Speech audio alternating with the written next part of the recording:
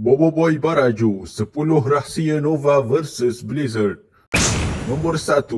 Boboiboy Blaze mengutuk muka Boboiboy Ice sebagai muka baju tidur cetak rompak yang dijual di pasar malam.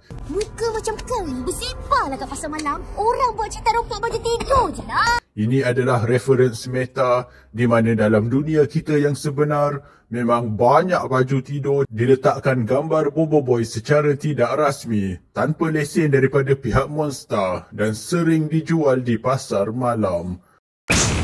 Nombor 2. Boboiboy Ice menampilkan teknik barunya di mana dia mencipta klon Ice untuk menipu pihak lawan.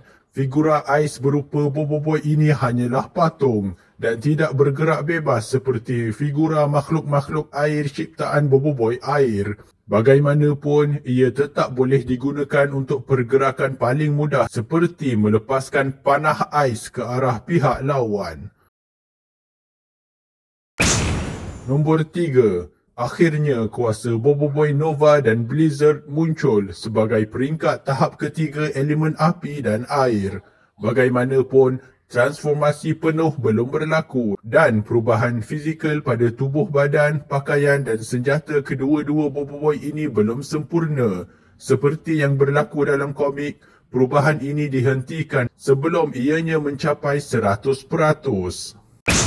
Nombor 4. Seperti yang telah kita lihat pada Boboiboy Beliung, transformasi tahap ketiga Boboiboy merubah warna rambutnya. Kita dah pernah lihat biru, sekarang ada merah dan putih pula.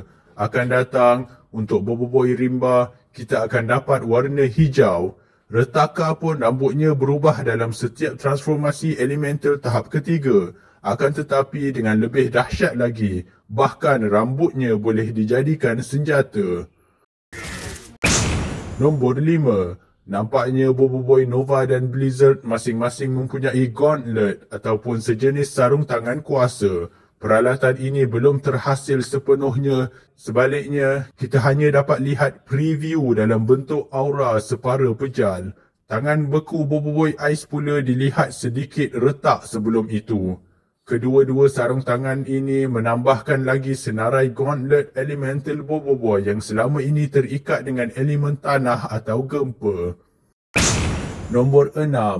Dengan kuasa apinya yang kuat, Boboiboy Blaze atau Nova boleh terbang kerana apinya berfungsi seperti booster roket yang melawan graviti, sama seperti watak Human Torch daripada Marvel.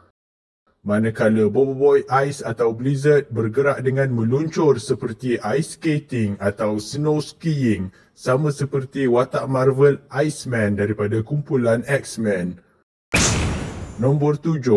Boboiboy Galaxy Baraju sebenarnya merupakan pertama kali kuasa tahap ketiga untuk kedua-dua elemen Nova dan Blizzard ditunjukkan secara jelas. Kerana sebelum ini, dalam Boboiboy Movie 2, Retaka tidak berjaya mendapat kembali kedua-dua elemen ini daripada Boboiboy.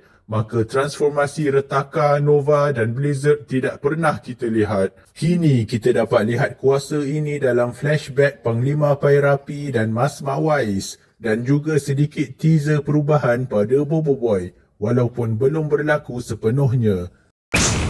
Nombor 8. Transformasi elemental tahap ketiga sebenarnya sukar untuk dicapai. Untuk mencapai kuasa rimba, Boboiboy perlu memakan buah okuat. Untuk mencapai kuasa beliung, Boboiboy menemui mata pusaran beliung di Istana Kupuri. Jadi bagaimana pula Boboiboy mencapai kuasa Nova dan Blizzard? Jawapannya adalah potensi Boboiboy dikeluarkan oleh gelanggang pertarungan di puncak bakar beku. Tempat di mana dua penguasa asal, Pairapi dan Mawais mencapai tahap ketiga mereka pada masa dahulu. Nombor 9.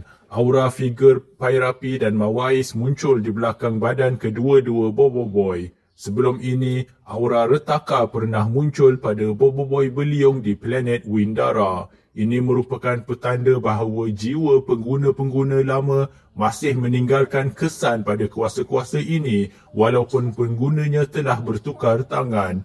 Walaupun figur-figur besar ini dapat dilihat secara jelas, ia barangkali bukanlah satu bentuk kuasa fizikal yang boleh digunakan dan dikawal seperti golem atau gargantua tanah.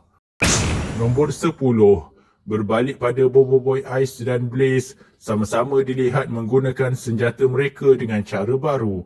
Busur Bobo Boy Ice bukan sahaja digunakan untuk menembak anak-anak panah, malah digunakan sebagai senjata melee untuk memukul dan menghalang serangan Bobo Boy Blaze. Cakram Bobo Boy Blaze pula boleh dikawal daripada jarak jauh untuk bergerak ke arahnya secara automatik.